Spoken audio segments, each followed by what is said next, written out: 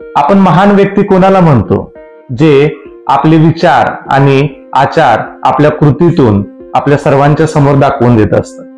महान व्यक्ती फक्त विचाराने महान होत नसते, तर ते त्यांच्या कृतीतून आणि प्रत्यक्ष वागण्यातून ते महान होत असतात. नमस्कार, मी संदीप. आज पुन्हा एकदा एक छानशी प्रेरणादायी कथा घेऊन आपल्यासाठी आलेलो आहे.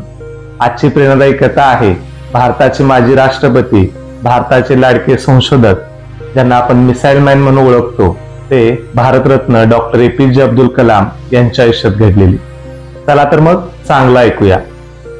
कथेला सुरुवात करण्यापूर्वी आपण जर माझ्या निषेधित कॉर्नर या युट्यूब चॅनलवरती प्रथम आला असाल तर माझ्या चॅनलला सबस्क्राईब आणि बेल आयकॉनला प्रेस करायला विसरू नका.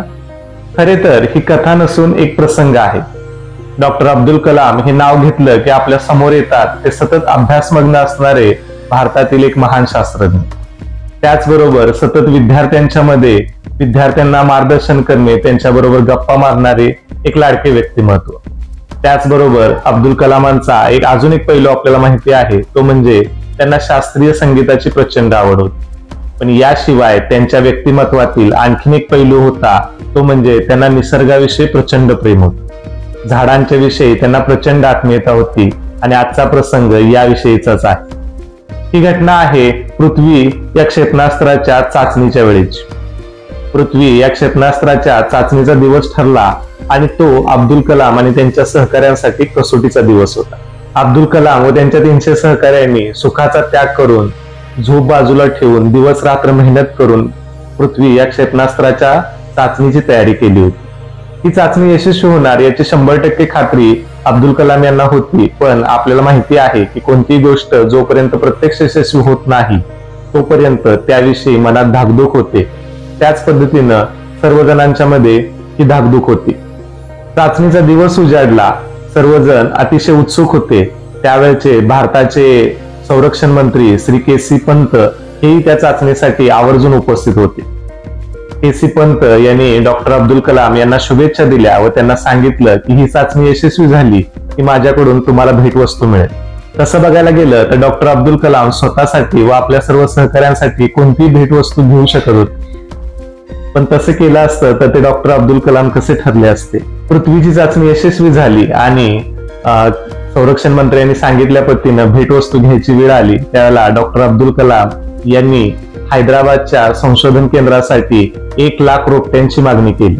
ही मागणी ऐकून सर्वांनाच आश्चर्य वाटलं. पण या पाठीमागचं खरं कारण असं होतं की हैदराबादचं जे संशोधन केंद्र होतं ते माळावरती होतं.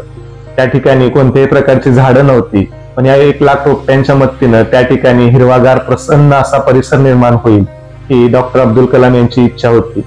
अल्पावधीतच त्या ठिकाणी रोपांची लावण करण्यात आली आणि अतिशय सुंदर असं ते हैदराबादचं संशोधन केंद्र झालं, ते केवळ अब्दुल कलाम यांच्यामुळे.